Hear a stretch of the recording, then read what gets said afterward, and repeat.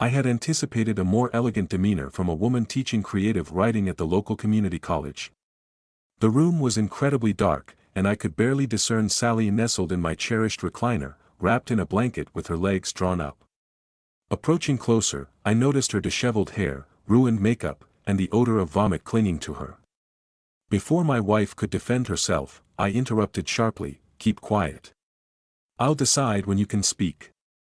Standing towering over her, I began to recount. We were going through customs when two suited men flashed their badges and instructed me to accompany them. They claimed to be detectives from the Chicago Police Department and led me to an interview room at the Immigration and Naturalization Service. The older one followed me in and shut the door behind us. The room was stark, with only a lone chair. "Please take a seat," he directed. Meanwhile, a younger agent was questioning my team members through a gap in the curtains, asking, "Where were you all at noon today?" I regarded him with disbelief. "You do realize I'm the captain of a plane fresh from Paris? That's in France, not anywhere near Joliet. Considering I've crossed several time zones today, I assume you're referring to Chicago time. If so, I was piloting a Boeing 747-200 at 35,000 foot over the Atlantic Ocean, cruising at 0.84 Mach. Here's my logbook for verification." I opened my briefcase and extended it to him. He ignored it. So I pressed on. "I had a crew of 14 and 416 passengers who can confirm my whereabouts." "So, what's all this about?" A younger agent entered, stating, "They all confirmed he was flying the plane." Their demeanor changed remarkably upon realizing their error. "Apologies, Captain, for the inconvenience. We're investigating a murder." "A murder? No one died on my plane," I objected. "Not on your plane, sir. Earlier today. Given my recent presence in Europe, I have a solid alibi." "Indeed, then who accuses me of murder?" "Your wife," he replied. "What?" I exclaimed. My reaction was genuine. All my friend Angelo needed to do was give the jerk a beating, not kill him. "What did my wife say? Who does she claim I killed?" "Wait, this is some kind of joke, right?" "It's no joke. I regret to inform you, but she accused you of killing her partner." I leaped from my seat, yelling at him, "Her partner? You mean her partner?" He remained unmoved. "Yes, sir, it's serious. My wife is loyal, she'd never deceive me." "You've got the wrong person." "I apologize, Captain, but your wife was adamant it was you. She claimed you fatally assaulted him with a baseball bat in your driveway." "How?" "I was on the plane. She knew that, she knows I was in France." "Explain that to me." "I regret, but she thought you altered your plans upon learning of her affair." "Stop saying that." I shouted. "My wife isn't cheating. She'd never break our vows." The detective regarded me with an unreadable expression. Perhaps they were too accustomed to tragedy to show sympathy. I sank into my chair, tears streaming down my face. "Seems your wife was deceived by a professional. The scoundrel targeted women whose husbands traveled frequently. It's little solace, but we need to interview 3 more husbands." Hearing those words spoken so coldly, my heart felt like it was being torn from my chest. I doubled over in pain. One of the detectives placed a hand on my shoulder, asking, "Captain, is there someone we can call for you? I need to speak with my wife," I exclaimed, throwing my fists up. "I don't think that's wise until you calm down," the senior detective muttered to his partner and exited the room. Upon his return, he expressed regret and announced their departure. "Wait, before you leave, who was he?" The senior detective retrieved a worn notebook from his jacket pocket and thumbed through it. "Given my recent presence in Europe, I have a solid alibi." "Indeed, then who accuses me of murder?" "Your wife," he replied. "What?" I exclaimed. My reaction was genuine. All my friend Angelo needed to do was give the jerk a beating, not kill him. "What did my wife say? Who does she claim I killed?" "Wait, this is some kind of joke, right?" "It's no joke. I regret to inform you, but she accused you of killing her partner." I leaped from my seat, yelling at him, "Her partner? You mean her partner? He remained unmoved. Yes, sir, it's serious. My wife is loyal, she'd never deceive me. You've got the wrong person. I apologize, Captain, but your wife was adamant it was you. She claimed you fatally assaulted him with a baseball bat in your driveway. How? I was on the plane.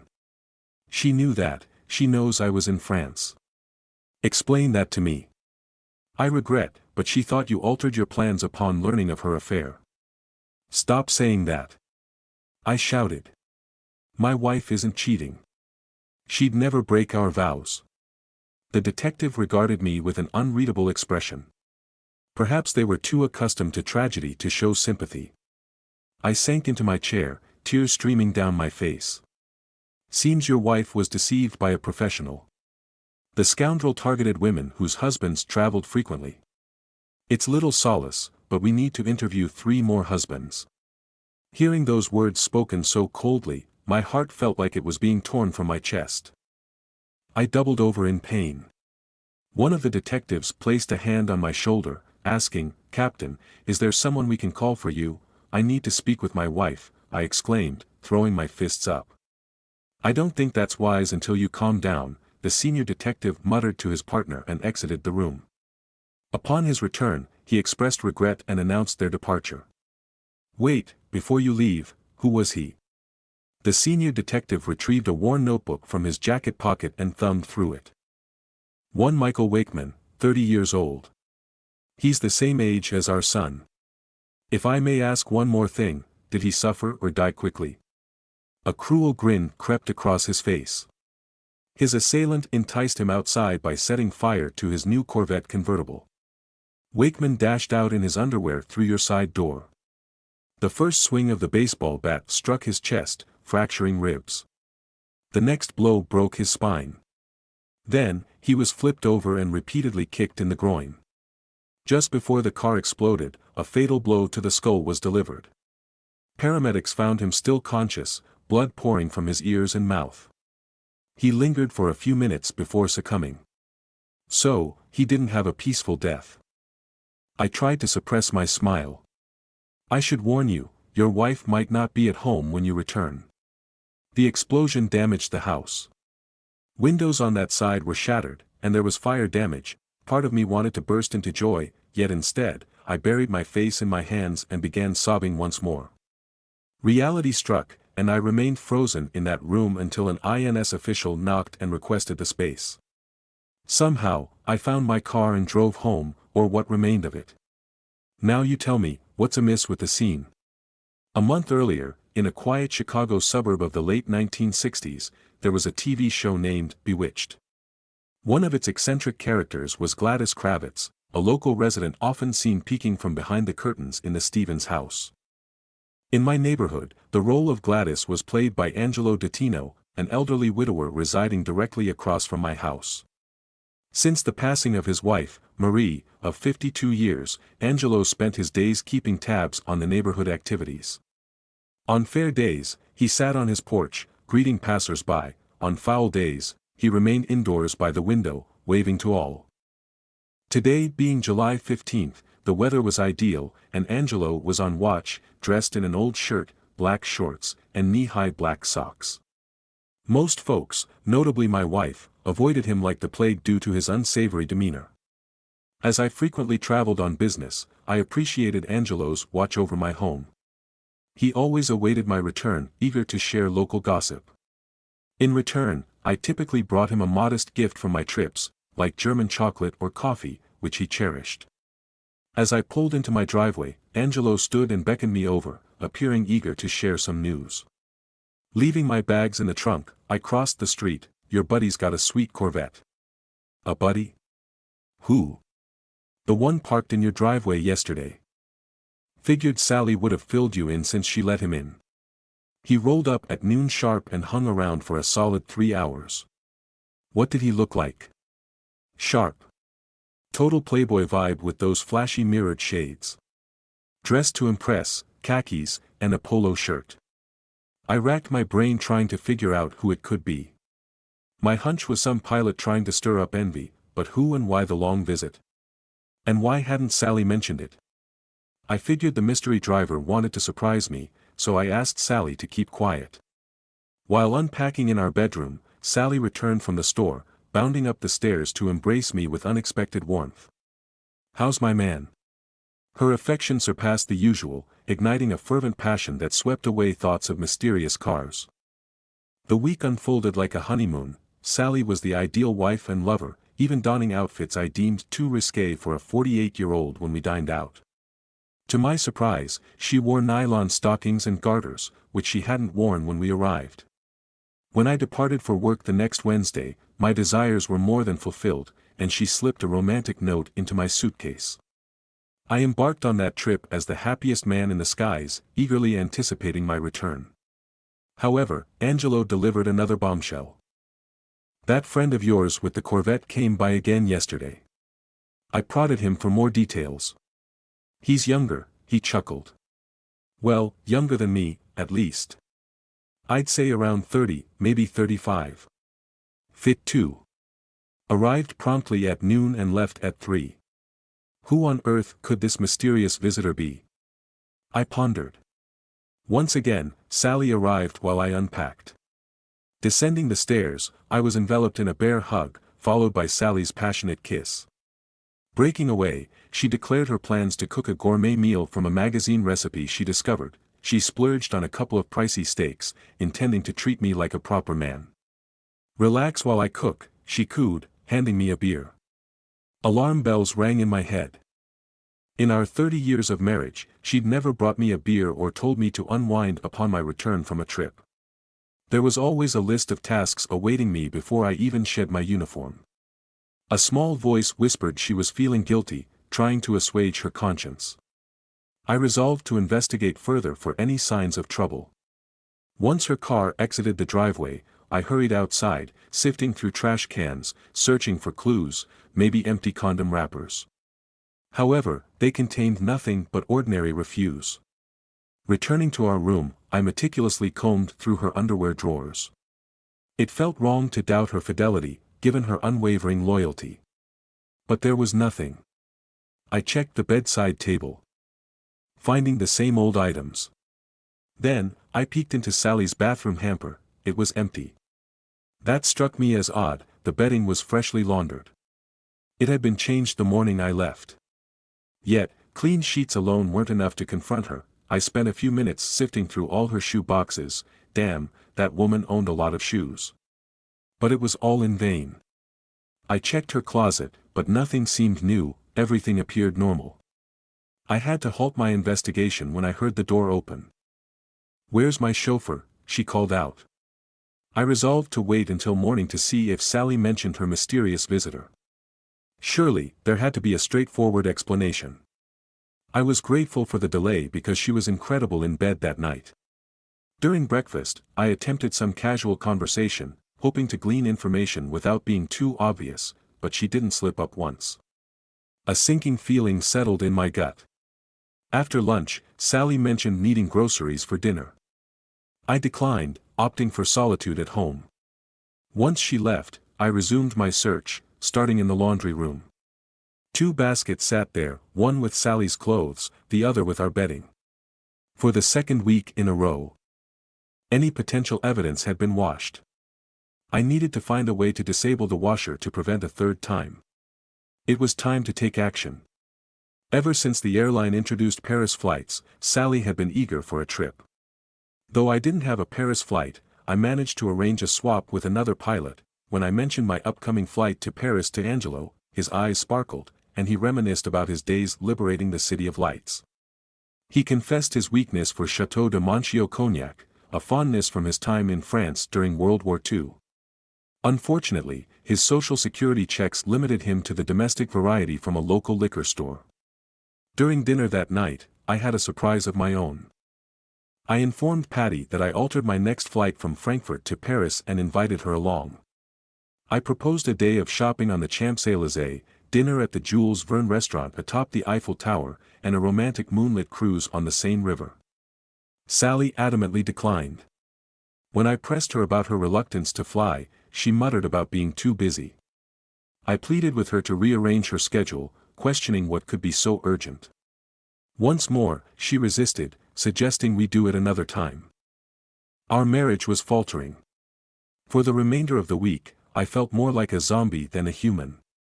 I couldn't bear to look at Sally without feeling disgust. I rebuffed her advances at night. She persisted in asking what was wrong, but I remained silent. On the morning of my departure, I made a final effort to persuade Sally to join me for a romantic 36 hours in Paris. Gripping her shoulders, I pleaded, "Please, choose me." Yet again, she refused.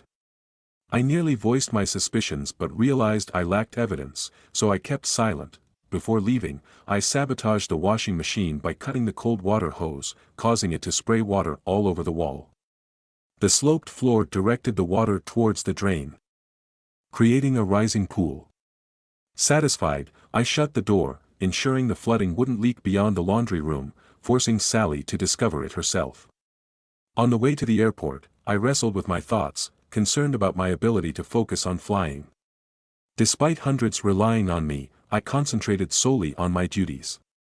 Mid-flight, my co-pilot noticed my distress and offered to take over. I claimed illness and retreated to the crew's rest area, grappling with my emotions for an hour. Upon landing, I apologized for my sickness and planned to rest. Angelo mentioned the visitor arrived precisely at noon. Taking a gamble, I called home at 12:02, hoping Sally would answer or hear my message on the answering machine. It picked up after the second beep. "You've reached the Rockwell residence. Please leave a message, and we'll get back to you soon." "Sally, my dear, I'm in the most romantic city, but without you, it feels like..." Before I could finish, the recorder cut me off. I punched in 0, then the country and city codes, and finally, my home number. The phone rang endlessly, indicating the answering machine had been switched off. Hoping my voice would interrupt their date, I waited. True to my promise, I stayed in the room the whole time. As I sat in the cockpit, I accepted the end of my marriage.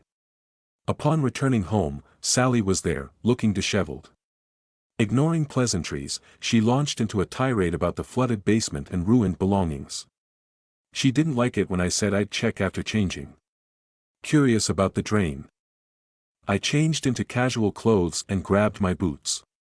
Noticing the laundry basket, I discreetly pocketed our sheets and Sally's panties. Water sprayed from the copper fitting, so I asked Sally why she disconnected the hose. Her response was unclear. Clearing the drain, I watched the water swirl away, feeling a sense of relief. I instructed Sally to head upstairs and brew some coffee. Utilizing the time, I scrutinized the gusset of the panties I'd retrieved, noticing numerous marks. Suppressing an urge to punch the wall, I remained composed while inspecting the sheets, finding a sizable stain at the center. I discreetly relocated the basket and mentally prepared for the impending confrontation as I sorted through the damp items. Grabbing a large plastic bag, I began stuffing belongings into it. 10 minutes later, I dragged the bags of belongings to the curb when Angelo signaled me. "Come inside. We need to talk." It marked the first time he'd invited me in. He gestured for me to take a seat. "Captain," Angelo always addressed me as Captain. "I've known you since you were a child. Your parents were like family to me." He gripped his hands tightly. "I'll be blunt. Your wife has been unfaithful. When the man in the red Corvette showed up yesterday, I crossed the street and peered into your living room window. I hate to say it, but they were kissing, undressing each other. I watched until they went upstairs. My worst suspicions were confirmed. It hurts to see how she disrespected you, my friend. I'll phrase this as gently as I can. Such betrayal can't be ignored. I have connections with a group who operate beyond the law. Some owe me from our past dealings. You just say the word, and that guy won't bother your wife again. I swear on my grandchildren's eyes, she won't be harmed, but she'll learn." I vaguely recall murmuring, "Thank you, but it's too late." Angelo grasped my hands. "It's not too late to stop her from hurting you again." I nodded. "Do it." We planned so I wouldn't be present when justice came. I rushed home in a blur. Later, I remembered the cognac in my car. Excitement from our talk lingered, and I wondered if he was serious. I left the bottle on Angelo's porch, rang the bell, then hurried back. Darkness surrounded my house. A police car blocked the road, halting traffic. An officer approached.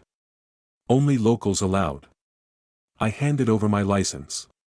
He checked the address, then my name, his expression changing awkwardly. "I'm sorry, Mr. Rockwell." Driving past, I noticed people on their lawns, some pointing and waving, while a few TV trucks lined the street. My driveway held the remnants of a burnt Corvette, forcing me to park further down. Approaching, reporters spotted my uniform, bombarding me with questions. One voice stood out, repeatedly asking, "Did you kill him?" Raising my hand, I addressed them amidst blinding flashes. "Today, the Chicago police informed me of my wife's affair and her lover's murder in my driveway. I was airborne over the Atlantic. No, I didn't kill him, but I thank whoever rid society of him." I'd rehearsed that line, hoping for the chance to use it. The officer yelled, "Let him through." I thanked him, surveying the damage. A potential photo op window shattered, the garage charred, yet the sturdy walls prevented further damage. Stepping inside, I paused to take it all in. "So tell me, what's wrong with how it looks?" Sally wiped her face, resembling, "This wasn't the plan," she yelled. "That's not true," I shouted. "It was meant to be us against the world." I collapsed, crying. "You ruined us. Our family, our life, everything." Sally stayed silent, struggling to breathe. Her gasps echoed those of an asthmatic without an inhaler. "Why? Why? Why?" I covered my face, trying to calm down. Sally apologized, professing her love. "I don't know why you're the only one I've loved. I'm so sorry for hurting you.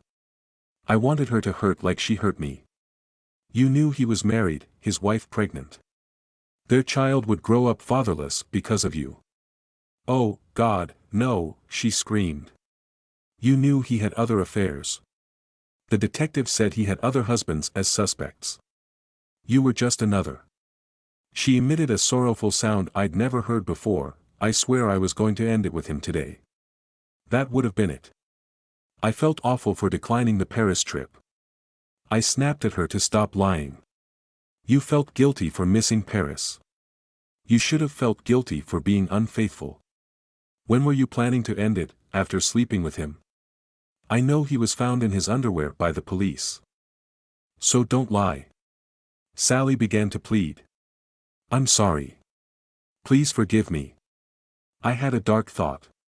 If you truly felt guilty about canceling Paris, you would have broken up with him before inviting him here for goodbye sex. Then he'd have been killed elsewhere, and you'd be innocent, and I'd be clueless about your infidelity. So, how many others during our marriage? I swear, he's the only one, I swear to God. Why should I trust you?" Sally doubled over, clutching her stomach as if about to vomit. "I never imagined saying this, but my mother was right about you. She despised you from the start. Remember that day? 3 months after graduation, when you told me you missed your period. Mom insisted you did it to trap me, yet despite her disdain, she welcomed you into our home. She secretly gave me money countless times, knowing I was broke. She made me promise not to tell you. She bought baby food, and when I flew night shifts, who cared for our son so you could study? I always wanted to prove Mom wrong, tired of her treating you poorly while doting on my brother's wives. But I defended you because we were a team. We were one. I beamed with pride when you became a professor, the first time Mom showed pride in you. I'm grateful she didn't live to see you ruin us." Sally cried out, "Why? My father died when I was 12. One night at 15, I asked Mom why she still wore her wedding ring. Before she could answer, I blurted out what only a naive teenager would, 'Mom, you're not that old. You should go on a date.' She grinned, enfolding my hands in hers, and murmured, 'I can't, I'm married. We vowed before God and our loved ones to forsake all others. But Daddy's gone. Nothing's changed. He lives in my heart as he did when he was with us.' I admitted I didn't comprehend. She just smiled, saying she'd pray for my understanding. It took me years to grasp the depth of their love, how it transcended death. I never shared this, but on my first flight, a flight attendant invited me for a drink on our layover. She was stunning, and I was tempted for a moment. Then I thought of Mom, showed her my ring, and said, "I can't, I'm married." My parents' love was flawless. I once believed we had that too. Now it's all shattered. All I feel towards you now is hatred. Sally managed to halt her tears to speak. "Please, I'll do anything to make amends. Anything. Alright, go back to when he started his advances. Change history. Tell him to back off because you're happily married. Say your husband has the best job and treats you like royalty. Tell him to go to his pregnant wife. Warn him that if he talks to you again, your husband will confront him. Can you do that?" Sally, crying, collapsed to her knees, shaking her head. "I don't think I can. Please forgive me. I'm leaving. I don't know where, but I need to get away from you." Sally grabbed my ankle, pleading. "No, please, please, please. Release me, or I'll break your arm." She let go, and I headed for the door. As I opened it, she screamed, "He better kill me too." The bastard must have known what I was thinking. I hope you enjoyed this story. Please subscribe to the channel for new stories.